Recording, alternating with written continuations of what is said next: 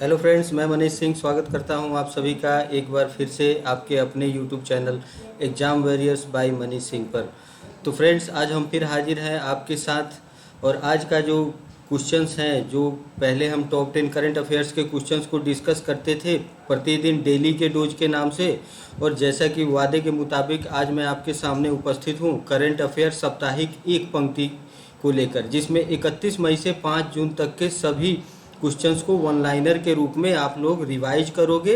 पहले जो हम डेली का डोज करते थे वो एमसीक्यू फॉर्मेट में होता था, लेकिन जब हम साप्ताहिक करंट अफेयर की बात करेंगे, जब उसकी प्रस्तुति की बात करेंगे, तो वो वन लाइनर के फॉर्मेट में होगा और 5-6 दिनों का जो एक बीते सप्ताह के जो इम्पोर्टेंट क्वेश्चन है उनको समाहित किया जाएगा।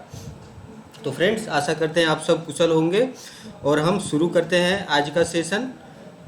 तो जैसा कि हमने एक नई पहल की है कि जब भी हम सेशन की शुरुआत करेंगे, करंट अफेयर्स के क्वेश्चंस को जब हम चर्चा करेंगे, उससे पहले हम एक आज का जो सुविचार है उस पर हम बात करते हैं, उस पर हम थोड़ा सा अपना ध्यान केंद्रित करते हैं। तो फ्रेंड्स, आज का जो सुविचार है वो है, बेहतर होगा कि आप कोशिश करें, शायद इसमें आप नाकामयाब हो जाएं और उससे कुछ सीखें।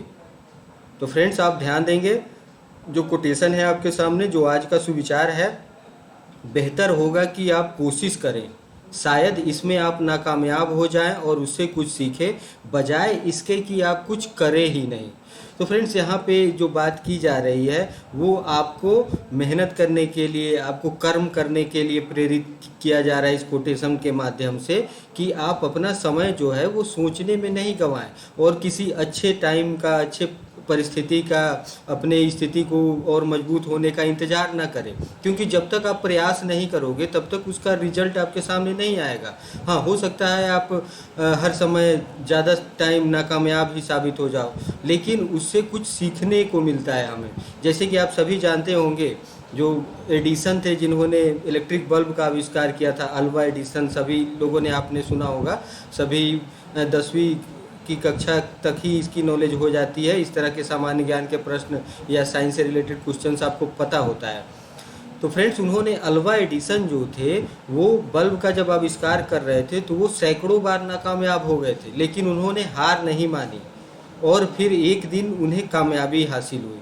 तो कहने का तात्पर्य ये है कि आप अपनी नाकामयाबियों पे उदास मत हो, आप उससे सीखने की प्रवृत्ति डेवलप करें। आपने जो भी, जैसे हम कहते हैं ना कि भूत से हमें सीखना चाहिए, वर्तमान पे फोकस करना चाहिए और भविष्य के बारे में नहीं सोचना चाहिए, क्योंकि अगर आपका जो वर्तमान है वही अगर आप अपने कर्म के हिसाब से करोगे, पूरी तरह से मेहनत करोगे, पूरी तरह से लक्ष्य के प्रति आप डेडिकेटेड रहोगे, तो निश्चित रूप से आपको सफलता मिलेगी।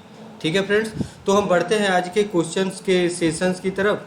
क्वेश्चन का सिलसिला जारी करते हैं। जैसा कि मैंने आपको पहले भी बताया है कि ये वन लाइनर क्वेश्चन होंगे, एक पंक्ति में क्वेश्चन होंगे, जो आपके एक रिवीजन के रूप में काम आएंगे।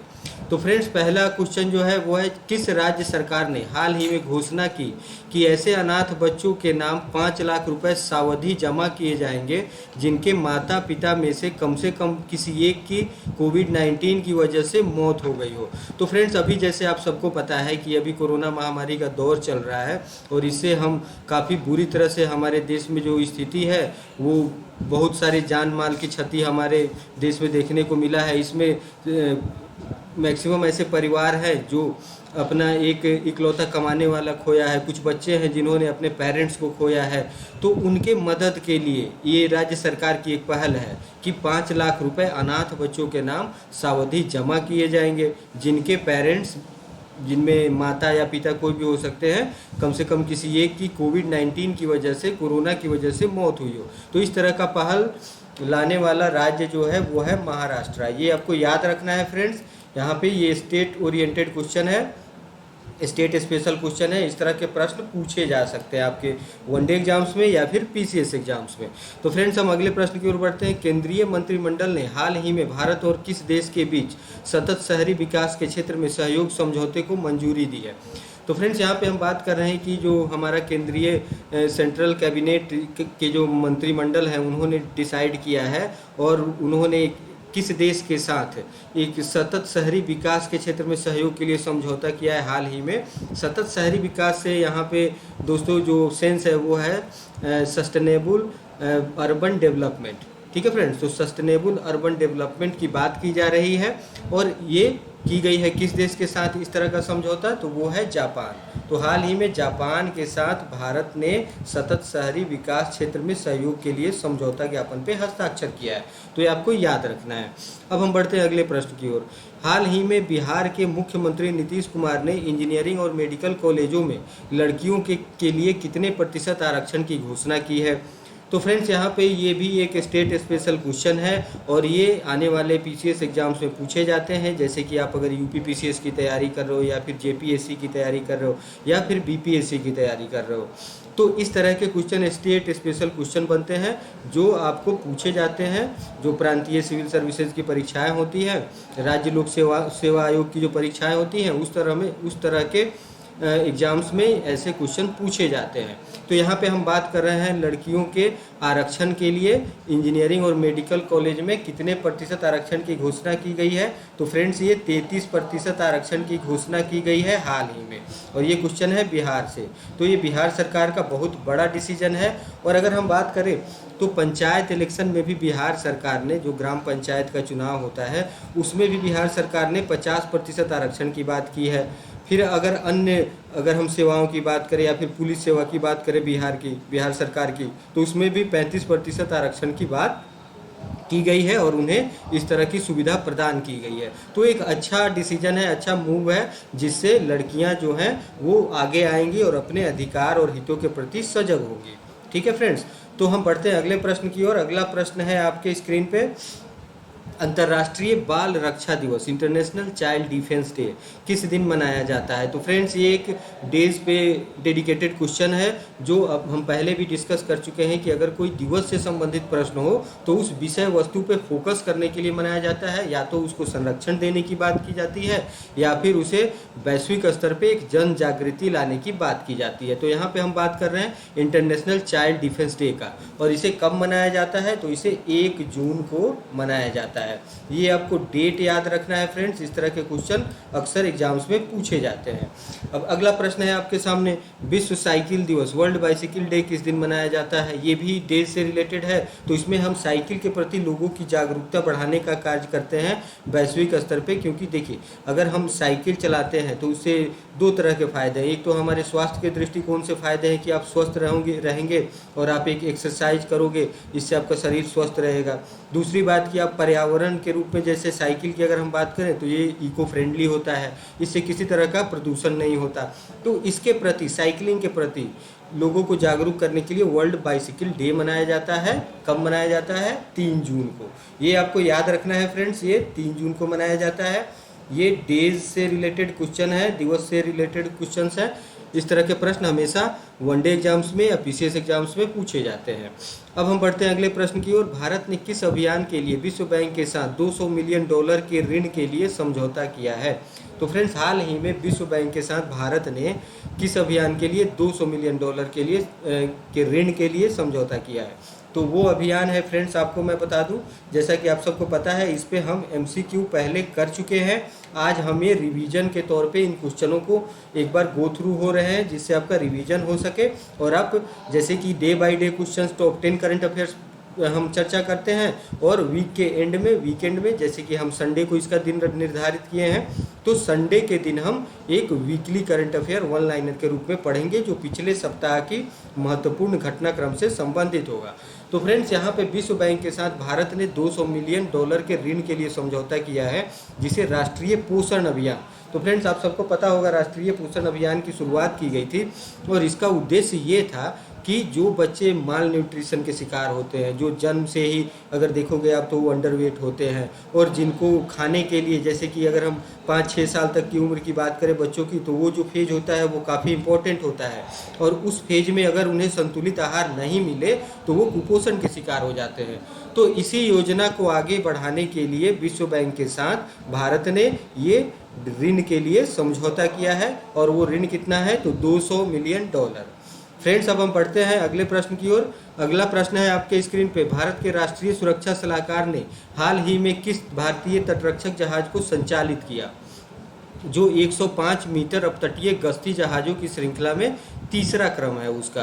तो फ्रेंड्स इस जहाज़ का, जैसे कि अगर हम अब तटीय गश्ती जहाज़ों की बात करें तो इसे आप OPV के नाम से जानते हो, ऑफ शोर पेट्रोलिंग व्हीकल, ठीक है फ्रेंड्स।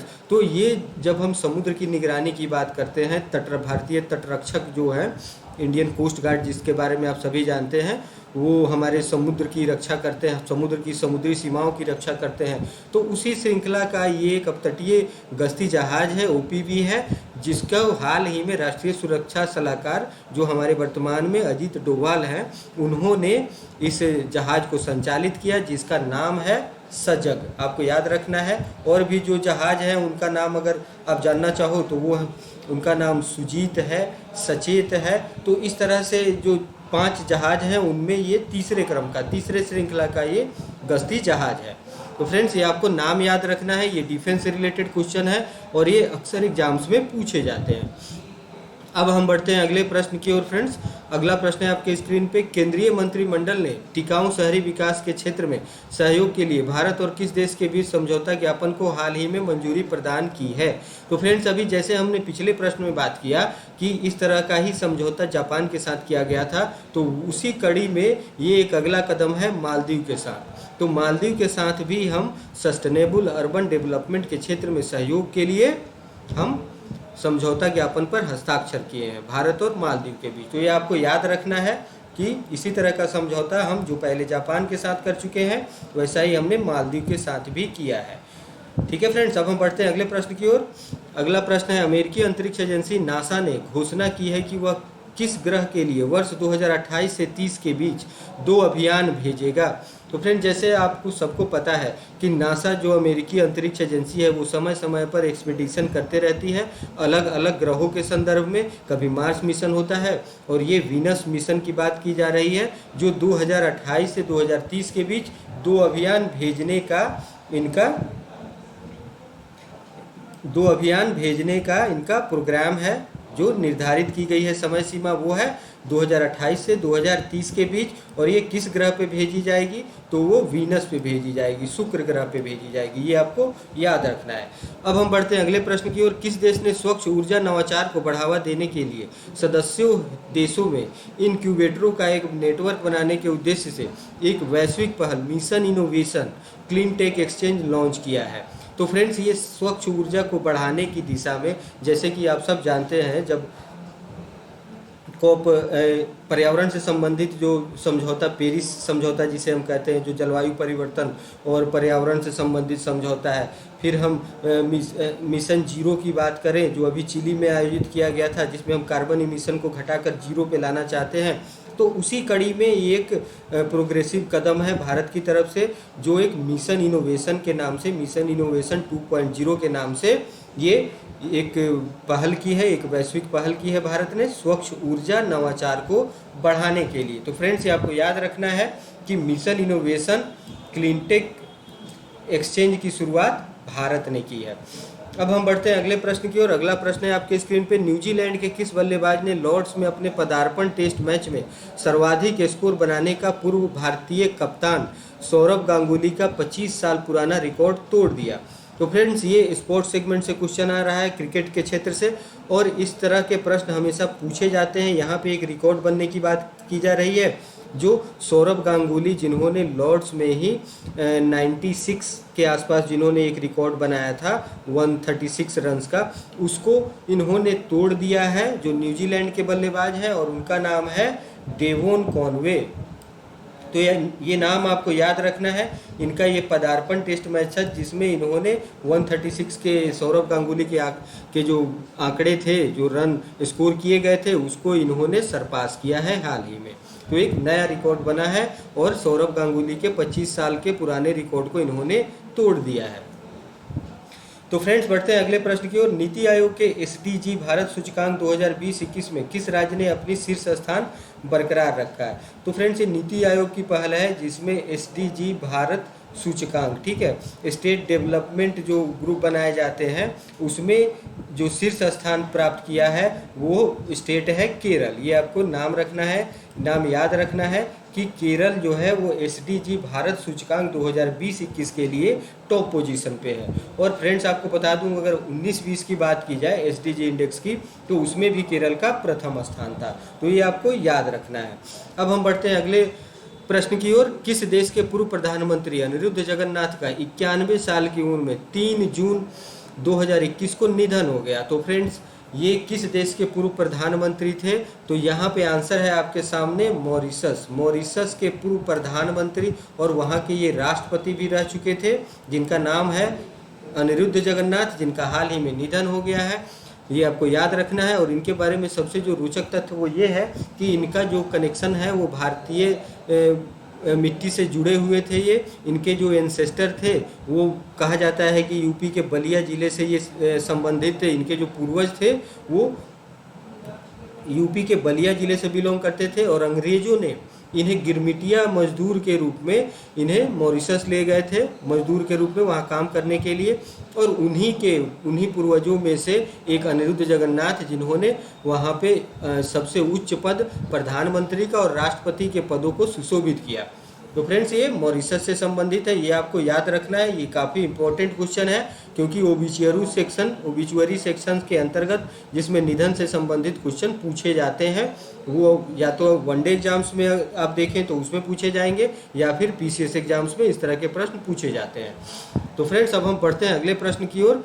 असम साहित्य सभा के किस पूर्व अध्यक्ष और प्रख्यात साहित्यकार का 89 वर्ष की उम्र में निधन हो गया? तो फ्रेंड्स एक और निधन से संबंधित प्रश्न है आपके सामने। तो इसमें ये एक प्रख्यात साहित्यकार की बात की जा रही है, जो असम साहित्य सभा के अध्यक्ष रह चुके हैं और इन्हें साहित्य अकादमी पुरस्कार से भी नवाजा गया है। और इन्होंने काफ़ी संख्या में बुक्स और नोवेल की रचना की है, जिनमें खासकर शॉर्ट स्टोरीज भी हैं। और इनके एक नोवेल पे एक चलचित्र का भी निर्माण किया गया है। तो फ्रेंड्स ये काफ़ी प्रख्यात और विख्यात साहित्यकार हैं जो असम से रिलेटेड है। उनका हाल ही में निधन हो गया है, तो उनको आपको ये नाम याद रखना है, लक्ष्मी नंदन बोरा।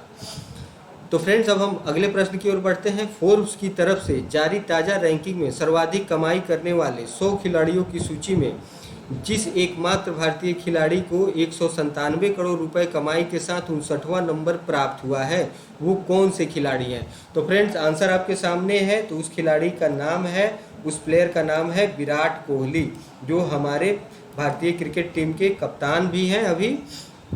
तो ये फोर्ब्स की जो सूची जारी की जाती है, ये हर साल फ्रेंड्स ये सूची जारी की जाती है फोर्ब्स मैगजीन की तरफ से, जिसमें 100 एथलीट्स को शामिल किया गया था जो विभिन्न स्पोर्ट्स सेक्शन से आते हैं। उनमें 59वां नंबर जो है वो विराट कोहली का है, जो भारत के एकमात्र खिलाड़ी हैं जो 100 खिलाड़ियों की सूची में जो प्रतिनिधित्व करते हैं। तो फ्रेंड्स ये आपको याद रखना है इनका नाम। इस तरह के प्रश्न पूछे जा सकते हैं आपके एग्जाम्स में। अब हम बढ़ते हैं अगले प्रश्न की ओर। एशियाई विकास बैंक एडीबी ने किस राज्य में सड़क के बुनियादी ढांचे का उन्नयन करने हेतु केंद्र सरकार के साथ $25 लाख की ऋण सहायता के लिए एक समझौते पर हस्ताक्षर किए हैं? तो एडीबी का नाम आप सबने सुना होगा, एशियन डेवलपमेंट बैंक जिसे बोलते हैं। अभी केंद्र सरकार ने उससे समझौता किया है $25 लाख ऋण की राशि का, और इसका जो यूज किया जाएगा ये रोड इंफ्रास्ट्रक्चर ट्रांसपोर्टेशन के डेवलपमेंट के लिए किया जाएगा, रोड इंफ्रा के लिए किया जाएगा, और वो राज्य है सिक्किम। तो फ्रेंड्स आपको ये याद रखना है कि ये सिक्किम राज्य में रोड इंफ्रा डेवलप करने के लिए इस तरह के ऋण सहायता पर समझौता हाल ही में किया गया है। अब फ्रेंड्स हम बढ़ते हैं अगले प्रश्न की ओर। अगला प्रश्न है आपके स्क्रीन पे।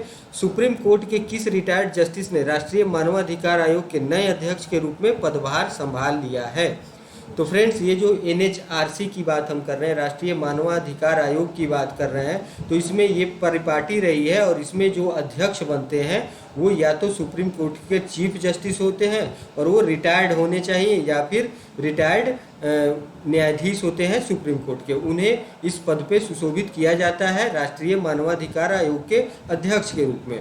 तो अभी हाल ही में जिन्होंने ये पदभार ग्रहण किया है एनएचआरसी के चेयरमैन के रूप में, उनका नाम है अरुण कुमार मिश्र। ये आपको याद रखना है। ये काफ़ी प्रेस्टिजियस ऑर्गेनाइजेशन है जो देश में राष्ट्रीय स्तर पे मानव के साथ अगर किसी तरह का उनके अधिकारों का हनन होता है तो इस तरह की गतिविधियों की देखरेख ये आयोग करता है। तो फ्रेंड्स ये आपको याद रखना है। अब हम बढ़ते हैं अगले प्रश्न की ओर। भारतीय उद्योग परिसंघ CII का नया अध्यक्ष किसे नियुक्त किया गया है? तो फ्रेंड्स ये फिर से अपॉइंटमेंट से रिलेटेड क्वेश्चन है। इस तरह के प्रश्न हमेशा वनडे एग्जाम्स या PCS एग्जाम्स में पूछे जाते हैं। तो इनका नाम है जो CII के अध्यक्ष के रूप में, चेयरमैन के रूप में जिन्होंने पदभार ग्रहण किया है, उनका नाम है TV नरेंद्रन। तो फ्रेंड्स ये इस तरह के क्वेश्चन हमेशा पूछे जाते हैं। बैंकिंग एंड फिनांस या इकोनॉमी सेक्शंस के अंतर्गत इस तरह के प्रश्न पूछे जाते हैं, तो आपको इनका नाम याद रखना है। अब हम बढ़ते हैं अगले प्रश्न की ओर। हाल ही में किस राज्य सरकार ने अंकुर नाम की एक योजना शुरू की है? तो फ्रेंड्स अंकुर नाम की योजना जो शुरू की गई है, ये मध्य प्रदेश सरकार की एक योजना है, जिसमें बच्चों के लिए, जिन बच्चों को अगर हम बात करें तो ये कोविड-19 की वजह से जिन बच्चों ने अपने पेरेंट्स को गंवा दिया है, जो अपने पेरेंट्स को खो चुके हैं, उनके लिए, उनके भरण पोषण के लिए इस तरह की योजना शुरू की गई है मध्य प्रदेश सरकार के द्वारा। ये आपको याद रखना है, ये स्टेट स्पेशल क्वेश्चन है। अब हम बढ़ते हैं अगले प्रश्न की ओर। वैश्विक अभिभावक दिवस, ग्लोबल डे ऑफ पेरेंट्स, किस दिन मनाया जाता है? तो फ्रेंड्स ये भी एक दिवस से संबंधित प्रश्न है, जिसमें हम अभिभावकों को समर्पित करते हैं ये दिन, जो 1 जून को ग्लोबल पेरेंट्स डे के रूप में मनाया जाता है। तो फ्रेंड्स ये आपको याद रखना है कि 1 जून को ग्लोबल पेरेंट्स डे या ग्लोबल डे ऑफ पेरेंट्स के रूप में हम मनाते हैं, जिसमें बच्चों को अभिभावकों के प्रति क्या प्रतिबद्धता है, उनको जो सम्मान दिया जाना चाहिए, उसके लिए उन्हें प्रोत्साहित किया जाए और उन्हें जागरूक किया जाए। तो फ्रेंड्स अब हम अगले प्रश्न की ओर बढ़ते हैं। अगला प्रश्न है आपके स्क्रीन पे। असम राइफल्स के नए महानिदेशक के रूप में किसने अपना पदभार हाल ही में ग्रहण किया है? तो फ्रेंड्स इनका नाम है लेफ्टिनेंट जनरल प्रदीप चंद्रन नायर। तो लेफ्टिनेंट जनरल प्रदीप चंद्रन नायर ने हाल ही में असम राइफल्स के नए DG के रूप में उन्होंने पदभार ग्रहण किया है। और असम राइफल्स के बारे में अगर हम बताएं दोस्तों, तो ये उत्तर पूर्व भारत का एक बहुत ही सबल कंपनी है, जो भारतीय सेना का एक टुकड़ी है, जिसे असम राइफल्स के नाम में आप जानते हैं। ये सेंटिनल्स ऑफ नॉर्थ ईस्ट के नाम से भी जाने जाते हैं। इसका अर्थ होता है कि उत्तर पूर्व के प्रहरी। ठीक है फ्रेंड्स, तो उसका अभी हाल ही में DG के रूप में लेफ्टिनेंट जनरल प्रदीप चंद्रन नायर ने पदभार ग्रहण किया है। अब हम फ्रेंड्स अगले प्रश्न की ओर बढ़ते हैं। NSO के आंकड़ों के अनुसार वित्त वर्ष 2020-21 में भारतीय अर्थव्यवस्था में कितने प्रतिशत की गिरावट आई है? तो NSO ने हाल ही में जो प्रति वर्ष अपना एक प्रोजेक्टेड आंकड़ा, एक डेटा बताता है GDP में कितनी डेवलपमेंट हुई या फिर कितनी डिप्रिसिएशन हुई, तो यहाँ पे 2020-21 के लिए NSO के अनुसार 7.3% की गिरावट दर्ज की गई है। तो ये आपको याद रखना है, इस तरह के प्रश्न हमेशा पूछे जाते हैं। अब हम अगले प्रश्न की ओर बढ़ते हैं। घरेलू सत्र 2021-22 के लिए मुंबई टीम के मुख्य कोच के रूप में किसे नियुक्त किया गया है? तो फ्रेंड्स ये स्पोर्ट्स सेगमेंट से रिलेटेड क्वेश्चन है और स्टेट ओरिएंटेड क्वेश्चन है। तो मुंबई टीम ने अपने घरेलू सत्र के लिए 21-22 के लिए मुख्य कोच के रूप में अमोल मजूमदार का नाम आपको याद रखना है। इन्हें मुख्य कोच के रूप में चुना गया है मुंबई टीम के लिए, जो एक स्टेट ओरिएंटेड टीम है। और ये स्टेट स्पेशल क्वेश्चन है, जो कभी कभी आपके PCS एग्जाम्स में पूछे जाते हैं। तो फ्रेंड्स अब हम बढ़ते हैं अगले प्रश्न की ओर। अगला प्रश्न है आपके स्क्रीन पे। अफगानिस्तान क्रिकेट बोर्ड के असगर अफगान को राष्ट्रीय टीम की कप्तानी से हटाकर किसे नया कप्तान नियुक्त किया गया है? तो फ्रेंड्स यहाँ पे फिर क्रिकेट की, स्पोर्ट्स से रिलेटेड ही न्यूज है, क्वेश्चन है आपके सामने। तो इसमें जो अफगानिस्तान क्रिकेट बोर्ड के पहले कप्तान थे, उनके जगह पे एक सफल हुआ है, एक रिसफलमेंट यहाँ पे देखने को मिल रहा है कि वहाँ पे असगर अफगान जो राष्ट्रीय टीम के कप्तान थे, उनके जगह पे हसमतुल्ला शाहिदी को नया कप्तान नियुक्त किया गया है। अफगानिस्तान क्रिकेट बोर्ड ने ये फैसला लिया है कि उनकी राष्ट्रीय टीम के नए कप्तान कौन होंगे, वो होंगे हसमतुल्ला शाहिदी। तो ये फ्रेंड्स इनका नाम आपको याद रखना है। कभी कभी होता ये है कि अलग अलग देशों का नाम दे के आपको भ्रमित किया जा सकता है। यहाँ पे जैसे कि इनका नाम दे दिया जाए और वहाँ पे पाकिस्तान, बांग्लादेश आदि देशों को ऑप्शंस के रूप में रखा जाए, तो आपको इनका नाम याद रखना है और ये अफगानिस्तान से संबंधित है, ये आपको याद रखना है। तो फ्रेंड्स अब हम अगले प्रश्न की ओर बढ़ते हैं। हाल ही में किस राज्य की कुर्रा गुफाओं में पाई गई झिंगुर की एक नई प्रजाति का नाम इंडीमीमस जयंती रखा गया है? तो फ्रेंड्स यहाँ पे हम बात कर रहे हैं कि कुर्रा गुफाओं में ये कौन सा राज्य है जहाँ पे एक झिंगुर की नई प्रजाति पाई गई है। तो फ्रेंड्स ये इकोलॉजी, इन्वायरमेंट और बायोडाइवर्सिटी से भी रिलेटेड क्वेश्चन है। इस तरह के प्रश्न पूछे जाते हैं। जो कुर्रा गुफाओं ये कहाँ पे है? तो ये छत्तीसगढ़ में है। वहाँ पे झिंगुर की नई प्रजाति पाई गई है और इनका जो नामकरण हुआ है इंडीमीमस जयंती, तो एक किशोर जयंती नाम के खोजकर्ता थे जो गुफाओं की खोज करने में माहिर थे। उन्हीं के नाम पे इस प्रजाति का नाम जयंती नाम ऐड किया गया, इंडीमीमस जयंती। तो फ्रेंड्स ये आपको याद रखना है। अब हम बढ़ते हैं अगले प्रश्न की ओर। अगला प्रश्न है आपके स्क्रीन पे। हाल ही में बांग्लादेश ने अपनी अर्थव्यवस्था को बढ़ावा देने के लिए किस देश के साथ 200 मिलियन अमेरिकी डॉलर की मुद्रा विनिमय सुविधा को मंजूरी दी है? तो फ्रेंड्स बांग्लादेश ने अपनी अर्थव्यवस्था को बढ़ाने के लिए 200 मिलियन अमेरिकी डॉलर की मुद्रा विनिमय की सुविधा किस देश को दी है? तो वो श्रीलंका के साथ इस तरह की एग्रीमेंट पे हस्ताक्षर उन्होंने किया है। इस तरह का मुद्रा विनिमय की जो सुविधा है उसको मुहैया कराया है श्रीलंका के लिए। तो ये बांग्लादेश का पहली बार इस तरह से किसी देश के प्रति उसने 200 मिलियन अमेरिकन डॉलर के मुद्रा विनिमय की ये जो प्रक्रिया है वो शुरू की है। ये पहली बार बांग्लादेश में इस तरह का पहल देखने को मिला है। तो फ्रेंड्स ये आपको याद रखना है, ये काफ़ी इंपॉर्टेंट है और ये पूछे जा सकते हैं आपके आने वाले एग्जाम्स में।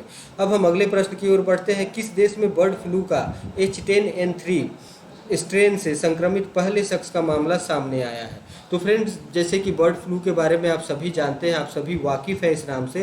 तो पहले जैसे कि हमने देखा H5N1 नाम का जो स्ट्रेन था बर्ड फ्लू से संबंधित वो देखा जाता था, वो मामला हमारे सामने आया था। और अभी हाल ही में एक नया स्ट्रेन सामने आया है जो H10N3 नाम से है।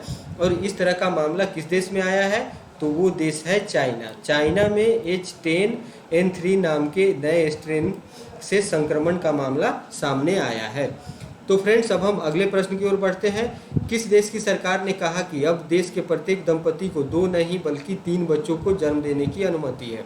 तो फ्रेंड्स अभी जैसे कि हम यहाँ पे अगर हम भारत देश की बात करें तो अभी हम यहाँ पे जनसंख्या हमारे लिए एक मतलब बहुत बड़ी जनसंख्या है। जैसे कि अभी हम कोविड महामारी से गुजर रहे हैं, तो इसमें अगर हम लॉकडाउन की बात करें या फिर टीकाकरण की बात करें या फिर कानून व्यवस्था बनाए रखने की बात करें जिसमें लोग घरों से बाहर ना निकले, क्योंकि कोरोना को चेन के ब्रेक करने के लिए आपको घरों में रहना होगा, एक नियम का पालन करना होगा, एक आपको अनुशासन में रहना होगा। तो ये एक बड़े जनसंख्या के देश के लिए काफ़ी दुरूह कार्य होता है। और यहाँ पे बात हो रही है कि 2 बच्चे नहीं 3 बच्चों को जन्म देने की अनुमति दी जा रही है। तो ये जो घोषणा है ये हाल ही में चीन के तरफ से हुआ है। तो चाइना में जैसे कि आप सबको पता है चाइना एक कम्युनिस्ट कंट्री है और यहाँ पे जो भी नियम कानून बनाए जाते हैं वो बड़े सख्त होते हैं। तो इससे पहले हमें ये पता है कि चाइना 1 चाइल्ड पॉलिसी पे चल रही थी। तो अगर हम बात करें अभी चाइना की पॉपुलेशन के बारे में तो उन्होंने काफ़ी हद तक इस पे कंट्रोल भी किया है। तो वो बाद में फिर 2 बच्चे पैदा करने के लिए, जन्म देने के लिए अनुमति दिए और अब वह बढ़कर 3 बच्चों पे आ गई है। तो अगर हम हाल में चाइना के जनसंख्या की अगर हम बात करें तो चाइना की जनसंख्या 1 अरब 48 करोड़ के आसपास है। और अगर हम हिंदुस्तान के भारत की जनसंख्या की बात करें तो ये 1 अरब 36-37 करोड़ के आसपास है। तो फ्रेंड्स हम आने वाले 6-7 सालों में ये चाइना का जो अभी जनसंख्या है उसको सरपास कर जाएंगे। तो लेकिन चाइना यहाँ पे कंपटीशन में बना रहना चाह रहा है, अपनी शीर्ष स्थिति बनाए रखने की चाहत उसकी दिख रही है। तो वो अब 2 बच्चों के बजाय 3 बच्चों को जन्म देने की अनुमति प्रदान किया है हाल ही में। तो फ्रेंड्स ये आपको याद रखना है कि वो कौन सा देश है जिसने 3 बच्चों को जन्म देने की अनुमति दी है, तो वो है चाइना। अब हम बढ़ते हैं अगले प्रश्न की ओर। महाराष्ट्र सरकार ने कितने प्रतिशत EWS कोटे के तहत मराठा आरक्षण को मंजूरी दे दी है? तो फ्रेंड्स अभी जैसे कि अभी पिछले दिनों के घटनाक्रम में देखें तो सुप्रीम कोर्ट ने मराठा आरक्षण को लेके स्टे लगा दिया था, लेकिन उसके बाद EWS कैटेगरी में मराठा आरक्षण को मंजूरी दी गई और स्टेट गवर्नमेंट के द्वारा, और वो कितने प्रतिशत है? तो वो है 10%। इसके अंतर्गत जो भी BPL से नीचे के लोग हैं या फिर इकोनॉमिकली वो वीक हैं, इकोनॉमिकली वीकर सेक्शन के अंतर्गत जो आते हैं, जो सोशली और इकोनॉमिकली वीक हैं, उनके लिए 10% की आरक्षण की बात की गई है और इस मराठा आरक्षण को मंजूरी दी गई है महाराष्ट्र सरकार के द्वारा। तो फ्रेंड्स, ये आपको याद रखना है। अब हम बढ़ते हैं अगले प्रश्न की ओर। अगला प्रश्न है आपके स्क्रीन पे, विश्व दुग्ध दिवस किस दिन मनाया जाता है? तो फ्रेंड्स, वर्ल्ड मिल्क डे, ये भी दिवस से संबंधित प्रश्न है। और जब भी हम दिवस से संबंधित प्रश्न करते हैं तो उसके पीछे उद्देश्य ये होता है कि हम उस खास दिन के प्रति लोगों में एक जागरूकता ला सकें, या फिर अगर किसी विषय वस्तु पे वो फोकस्ड है तो उसे संरक्षित कर सके। तो फ्रेंड्स, यहाँ पे दुग्ध दिवस मनाने की बात की जा रही है। तो वो किस दिन मनाया जाता है? तो वो 1 जून को मनाया जाता है, विश्व दुग्ध दिवस, वर्ल्ड मिल्क डे। तो फ्रेंड्स, इसको मनाए जाने के पीछे जो उद्देश्य है, जो मोटो है, जो लक्ष्य है, वो ये है कि आजकल आप देखोगे कि सभी की जो दिनचर्या है, जो खान पान की आदतें हैं, ये बड़ा मतलब अनबैलेंस है। एक तरह से लोग हेल्दी फूड नहीं, जंक फूड के तरफ, लोग फास्ट फूड के तरफ लोगों का झुकाव देखने को मिलता है। तो इस दिन को मनाए जाने के पीछे ये अभिप्राय है कि दूध को एक मतलब बैलेंस डाइट के रूप में जाना जाता है, तो उसे आप अपने डाइट में शामिल करें और दूध को बढ़ावा दें, क्योंकि ये आपके स्वास्थ्य के दृष्टिकोण से भी बहुत इम्पोर्टेंट है। अगर हम बात करें दोस्तों, अगर हम कोरोना महामारी में, जैसे कि यहाँ पे डॉक्टरों के द्वारा या जो स्वास्थ्य विशेषज्ञ थे उनके द्वारा कही जा रही थी कि दूध में हल्दी डालकर पीने से इम्यून सिस्टम मजबूत होता है, इस तरह से किसी तरह के संक्रमण से बचा जा सकता है। तो फ्रेंड्स, दूध की महत्ता सभी को पता है और इसके प्रति लोगों की जागरूकता बढ़ाने के लिए 1 जून को वर्ल्ड मिल्क डे मनाया जाता है। तो फ्रेंड्स, ये आपको याद रखना है, ये डे से रिलेटेड क्वेश्चन है। इस तरह के प्रश्न वनडे एग्जाम्स में और पीसीएस एग्जाम्स में अक्सर पूछे जाते हैं। अब हम बढ़ते हैं अगले प्रश्न की ओर। अगला प्रश्न है आपके स्क्रीन पे, संयुक्त राष्ट्र संघ द्वारा प्रतिवर्ष किस तारीख को संयुक्त राष्ट्र शांति सैनिक अंतर्राष्ट्रीय दिवस के रूप में मनाया जाता है? तो दोस्तों, जैसे आप सबको पता है कि संयुक्त राष्ट्र एक एपेक्स ऑर्गेनाइजेशन है जिसमें सभी देश एक तरह से शामिल होते हैं और ये तरह तरह से, जैसे कि यहाँ पे बात हो रही है संयुक्त राष्ट्र शांति सैनिकों की, तो शांति सैनिक जो होते हैं वो अगर इस विश्व में कभी किसी देश में अगर अराजकता की स्थिति होती है, अगर वहाँ पे इस तरह का सिविल वॉर या फिर किसी तरह की तानाशाही प्रवृत्ति पर उभरती है, तो वहाँ पे शांति व्यवस्था कायम करने के लिए संयुक्त राष्ट्र अपने मिशन के तहत सैनिकों को भेजता है और उसमें सभी देश के जो इसमें देश एक तरह से कानूनी रूप से बाध्यता होती है कि सभी देश अपने सैनिकों को इसमें भेजते हैं। तो संयुक्त राष्ट्र शांति सैनिक अंतर्राष्ट्रीय दिवस के रूप में कब मनाया जाता है इसे? तो इसे 29 मई को मनाया जाता है। ये आपको याद रखना है, ये भी दिवस से संबंधित प्रश्न है जो आपके एग्जाम्स में पूछे जा सकते हैं। तो फ्रेंड्स, अब हम आगे बढ़ते हैं अगले प्रश्न की ओर। भारतीय रिजर्व बैंक आरबीआई ने नियामक अनुपालन में कमी को लेकर एचडीएफसी बैंक पर कितने करोड़ रुपए का जुर्माना लगाया है? तो फ्रेंड्स, आप यहाँ पे देखोगे कि इंडिया की जो सबसे शीर्ष मॉनेटरी ऑर्गेनाइजेशन है वो है भारतीय रिजर्व बैंक, जिसे बैंकों का बैंक कहा जाता है। और उसके गाइडलाइन के अनुपालन में अगर कोई बैंक कहीं पे भी कमी करती है तो उसे दंडित करने का या फिर उस पर जुर्माना लगाने का अधिकार रिजर्व बैंक के पास होता है। तो अभी हाल ही में एचडीएफसी बैंक पर ये कितने करोड़ रुपए का जुर्माना लगाया गया है? तो वो है 10 करोड़ रुपए। ठीक है, तो ये आपको याद रखना है कि वो कौन सा बैंक है जिस पे जुर्माना लगाया गया है। तो वो है एचडीएफसी बैंक और जुर्माने की राशि कितनी है? तो वो है 10 करोड़ रुपए। तो फ्रेंड्स, बढ़ते हैं हम अगले प्रश्न की ओर। हाल ही में किस देश ने कोरोना के बढ़ते मामलों के चलते 1 से 14 जून तक संपूर्ण लॉकडाउन लगाने की घोषणा की है? तो फ्रेंड्स, ये इंटरनेशनल अफेयर्स, इंटरनेशनल न्यूज़ आ रहा है एक, जो कोविड-19 से रिलेटेड है, जहाँ पे कोरोना के मामले बढ़ते जा रहे हैं और उस देश में 1 से 14 जून तक संपूर्ण लॉकडाउन लगाने की बात की जा रही है। तो दोस्तों, आप सबको पता है कि कोरोना महामारी से लड़ने के लिए, इसके चेन को ब्रेक करने के लिए लॉकडाउन ही सबसे बड़ा हथियार है, जिसका पालन हमारे देश में भी विभिन्न राज्य अपने अपने हिसाब से, जैसी जैसी ज़रूरतें हैं उनकी, उस हिसाब से आंशिक या पूर्ण रूप से लॉकडाउन लगा रहे हैं। तो इस तरह की घटना देखने को आई है। वो कौन सा देश है? तो वो है मलेशिया, जहाँ पे कोरोना के मामले बढ़ रहे हैं और वहाँ की सरकार ने संपूर्ण लॉकडाउन लगाने की बात कही है, घोषणा की है। और सबसे रोचक बात ये है फ्रेंड्स कि मलेशिया में ये जो आंकड़े थे वो मामूली, मतलब मामूली नहीं कह सकते हैं, लेकिन हमारे देश के अपेक्षाकृत मामूली है, क्योंकि वहाँ पे 8,000 लोग जब संक्रमित पाए गए तब इस तरह का डिसीजन लिया गया। उनकी एक जो तत्परता है ये भी यहाँ पे देखने को मिलती है। हमारे यहाँ आप देखोगे कि जब मामला 3.5-4 लाख के आसपास पहुँच जाता है तब हम इस तरह की चीज़ें अपनाते हैं। तो फ्रेंड्स, आपको ये याद रखना है कि वो देश मलेशिया है जो हाल ही में संपूर्ण लॉकडाउन लगाने की बात की है कोरोना के बढ़ते संक्रमण की वजह से। तो फ्रेंड्स, अब हम अगले प्रश्न की ओर बढ़ते हैं। अगला प्रश्न है आपके स्क्रीन पे, वह राज्य सरकार जिसने कोविड-19 महामारी में अपने माता पिता को खोने वाले बच्चों के कल्याण हेतु मुख्यमंत्री शिशु सेवा योजना की घोषणा की है। तो फ्रेंड्स, जैसा कि हमने पिछले प्रश्नों में भी देखा था कि विभिन्न राज्य सरकार अलग अलग तरह की योजनाएं, सहायता राशि और विशेष तरह के राहत पैकेज की घोषणा कर रहे हैं कि इस महामारी में उनको संबल प्रदान हो सके। लोग जिनका रोजगार चला गया है या फिर ऐसे बच्चे जो अनाथ हो गए हैं, जिनके माता पिता काल कवलित हो गए इस महामारी में, तो उनको एक सहायता देने के लिए तरह तरह की योजनाएं की जा रही है। तो ये जो योजना है मुख्यमंत्री शिशु सेवा योजना, ये असम सरकार द्वारा अभी हाल ही में घोषणा की गई है कि ये उन बच्चों को दी जाएगी, उन बच्चों के कल्याण हेतु शुरू की गई है जो अपने माता पिता को कोविड-19 महामारी में खो चुके हैं। तो फ्रेंड्स, ये आपको याद रखना है। अब हम बढ़ते हैं अगले प्रश्न की ओर। अगला प्रश्न है आपके स्क्रीन पे, कर्मचारी भविष्य निधि ईपीएफओ की योजना के तहत अधिकतम बीमा लाभ कोविड-19 पीड़ितों के आश्रितों के लिए 6 लाख से बढ़ाकर कितने लाख कर दिया गया है। तो फ्रेंड्स, जैसा कि आपको पता है कि कर्मचारियों का एक संगठन है कर्मचारी भविष्य ईपीएफओ के नाम से, जो आप जानते हैं।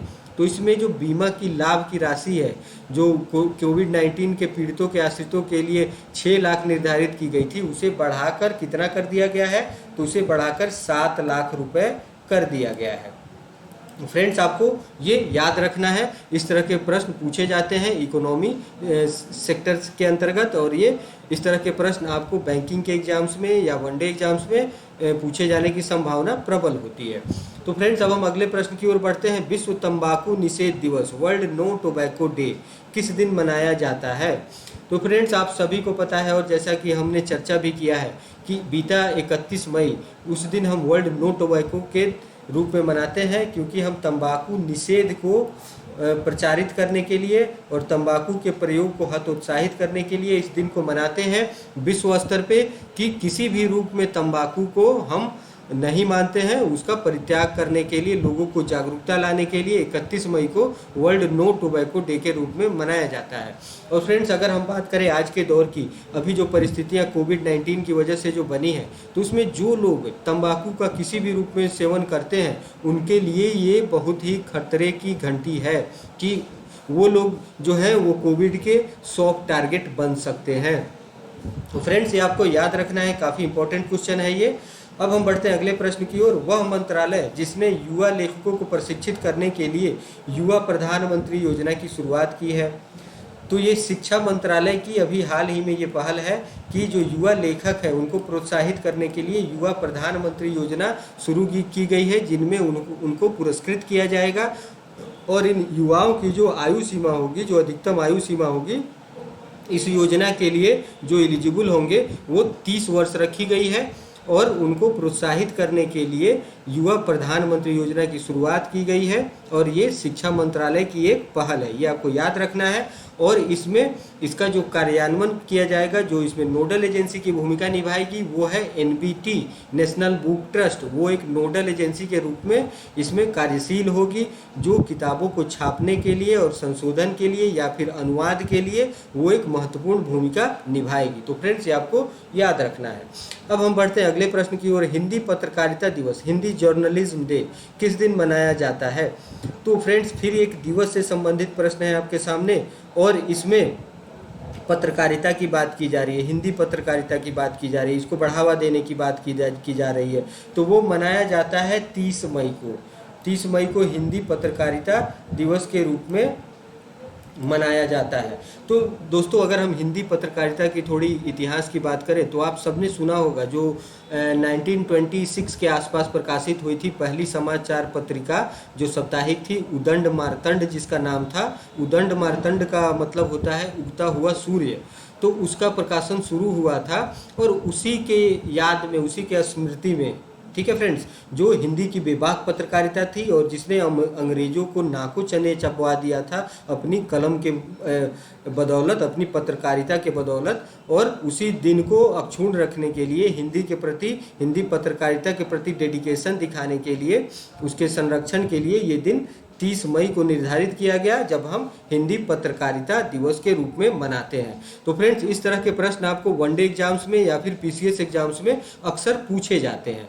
अब हम बढ़ते हैं अगले प्रश्न की ओर। अगला प्रश्न है आपके स्क्रीन पे, डीजीसीए ने कोरोना महामारी को देखते हुए अंतर्राष्ट्रीय उड़ानों पर कब तक के लिए रोक लगा दी है? तो फ्रेंड्स, ये है Directorate General of Civil Aviation, जिसे आप नागरिक उड्डयन महानिदेशालय के रूप में जानते हो। तो इन्होंने अभी हाल ही में ये डिसीजन लिया है कि जो अंतर्राष्ट्रीय उड़ान होंगे उन पे 30 जून तक रोक लगा दी जाएगी, क्योंकि आप सभी को पता है कि इस बीमारी की वजह से, जो कोरोना महामारी का दंश हम लोग झेल रहे हैं, तो उसके वजह से हमारा जो आवाजाही है, एक देश से दूसरे देश में अगर जाने की हम बात करें, एक स्थान से दूसरे स्थान तक अगर हम विचरण करने की बात करें, तो उस पर रोक लगा दी गई है कि इस संक्रमण का दौर इससे और बढ़ेगा ही। तो ये डीजीसीए का फैसला, एक निर्णय लिया गया है कि 30 जून तक अंतर्राष्ट्रीय उड़ानों पर प्रतिबंध रहेगी, इस पर रोक लगा दी गई है। तो फ्रेंड्स, आशा करता हूँ आज का जो हमने साप्ताहिक वन लाइनर क्वेश्चंस एक पंक्ति में जो हमने डिस्कशन किया, वो काफ़ी आपके लिए महत्वपूर्ण साबित हुआ होगा और आप इससे काफ़ी लाभ उठाए होंगे, लाभान्वित हुए होंगे। तो इसी तरह से आप हमारे साथ जुड़े रहिए और मैक्सिमम लोगों तक हमारी पहुंच बढ़ाइए, रीच बढ़ाइए, जिससे और भी लोगों को इस कारवां में शामिल किया जा सके और मैक्सिमम लोग एग्जाम वॉरियर्स चैनल से जुड़े और वो भी लाभान्वित हों। तो आप अपने जानने वालों को भी इस चैनल को शेयर करें, सब्सक्राइब करें, काफ़ी संख्या में सर्कुलेट करें, जिससे और भी लोग हमारे परिवार से जुड़ सके। तो फ्रेंड्स, आशा करता हूँ आप सभी काफ़ी लाभान्वित होंगे और ये जो क्वेश्चंस जो हमने डिस्कस किया वो आपके आने वाले एग्जाम्स में काफ़ी इंपॉर्टेंट रोल प्ले करेंगे। तो फ्रेंड्स, आज के लिए विदा चाहूँगा मैं। फिर कल हाजिर होंगे आपके साथ चर्चा करने के लिए डेली के डोज के रूप में, जो टॉप 10 करंट अफेयर्स का सेगमेंट होगा। तब तक के लिए धन्यवाद। आप कुशल रहें, सुरक्षित रहें। धन्यवाद।